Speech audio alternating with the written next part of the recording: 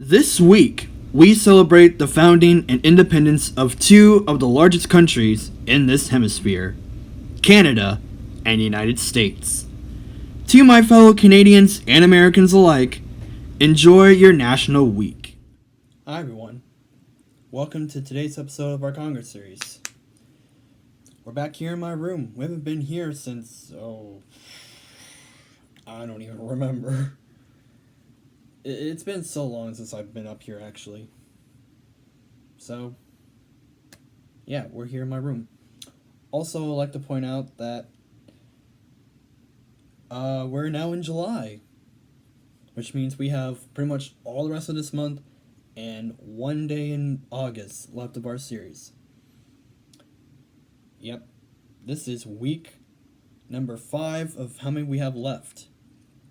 So we have this week, next week, the week after that, the week after that, the week after that, and the week after that. Hopefully that's 5. But, enough rabbit trails. Before we actually kick off with today's episode, since it is July, Happy Canada Day! Yeah. It's Canada Day. It's pretty much their version of it's pretty much their Independence Day, in a way. That's when the British Empire said, you know what, Canada, you can go ahead and be a country, but you can be part of the Commonwealth. I mean, you can have your own prime minister, but obviously, whoever is the king or queen is the complete ultimate head of state. And Canada's like, okay, cool. So Canada is currently under the headship of, technically, Queen Elizabeth II, not George Washington. So, yeah. Anyways, let's talk about Congress. Oh boy. We haven't had a split Congress since, June.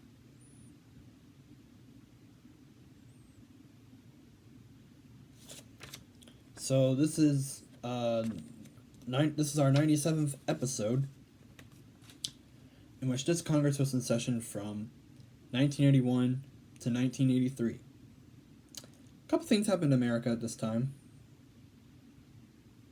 but we'll get to them, periodically through the episode, as we always do. First off, how many sessions were there? 2. In the House, we have 435 representatives.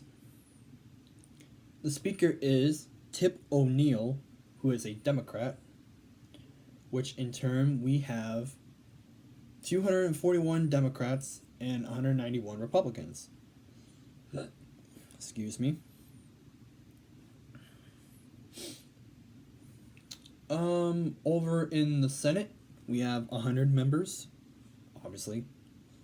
President of the Senate we have 2, because we have a new president.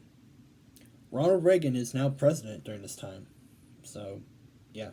We go from a Democrat president, Jimmy Carter, to the Republican, Ronald Reagan. Oh, and I just realized that I have typos. But we'll get to that later.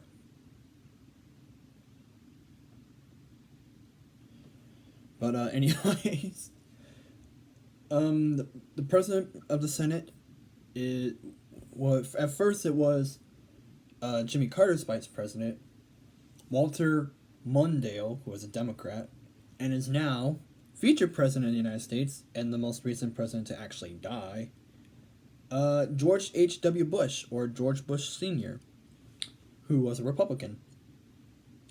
The president pro tempore is Strom Thurmond, who was a Republican. It's not Storm. It's actually spelled Strom. So make your own assumptions on how to pronounce his name. We have 53 Republicans, 46 Democrats, and 1 independent. So what happened in America during this time?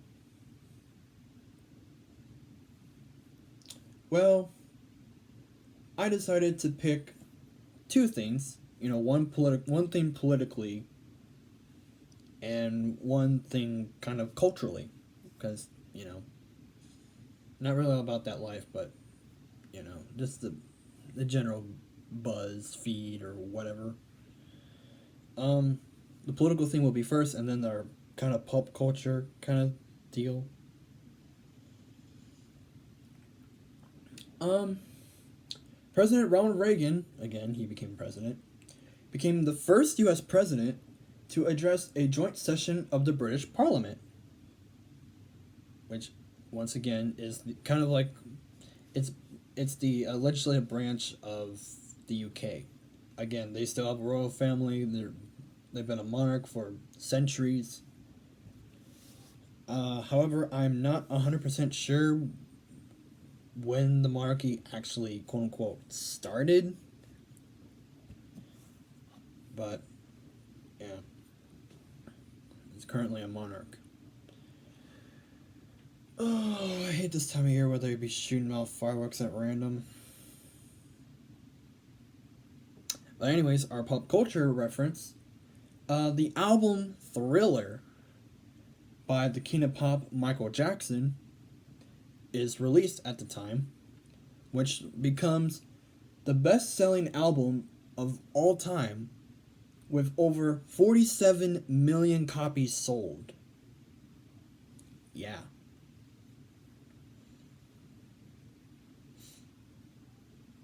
That album actually is, it's not one of my all-time favorites, but I have a lot of respect for it. I mean. Yeah. So, thank you all so much for watching. Like, comment, subscribe, and we'll see you tomorrow on the 98th Congress. Stay cool, stay tuned, and once again, Happy Canada Day, guys! Oh, Canada, our home and native land.